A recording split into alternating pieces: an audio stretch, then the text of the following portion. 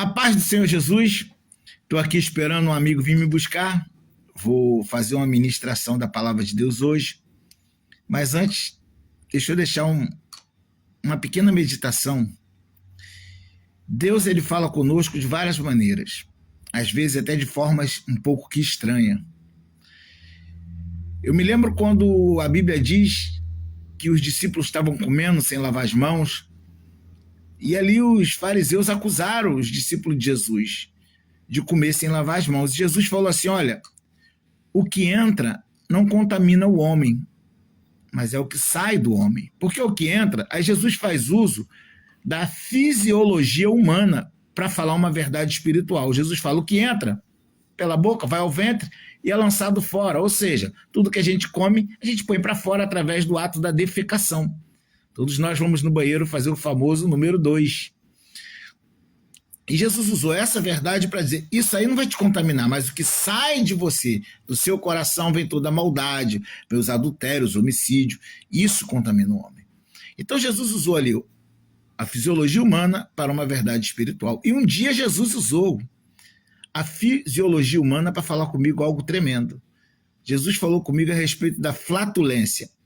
Para quem não sabe o que é flatulência, é quando o ser humano, a gente produz gases, né, devido à nossa alimentação, a maneira que se alimenta, o tipo de alimento, gera alguns gases dentro de nós, e todos nós expulsamos esses gases através do famoso pum, como falamos aqui no Rio de Janeiro. Soltou um punzinho, é a flatulência, todo ser humano faz isso. Então, acredito que até Jesus, porque tinha um corpo físico, também tinha seu momento de flatulência. E um dia Jesus falou comigo, se eu estiver sozinho, por exemplo, numa sala, e eu soltar um pum, pode ser aquele mais fedido que for, não vai me incomodar. Eu vou continuar sentado no sofá, vou até dar risada se for aquele barulhento,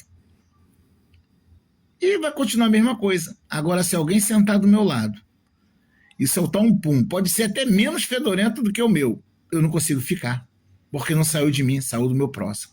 Jesus estava falando assim em relação ao pecado alheio.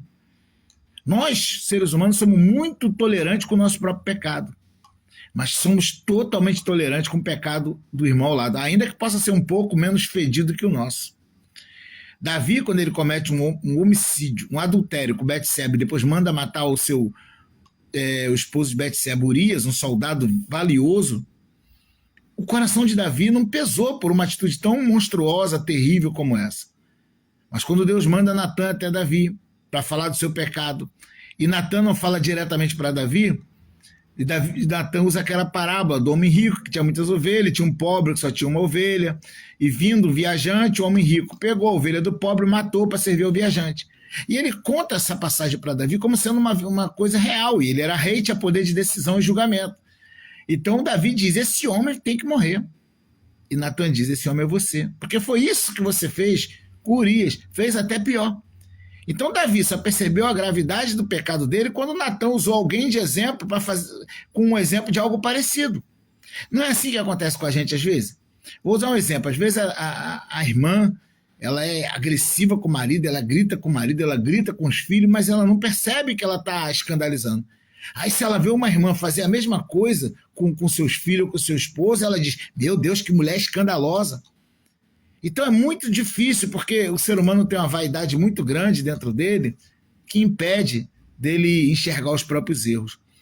Por isso, no Salmo 19, versículo 12, Davi diz, Senhor, quem pode entender os próprios erros?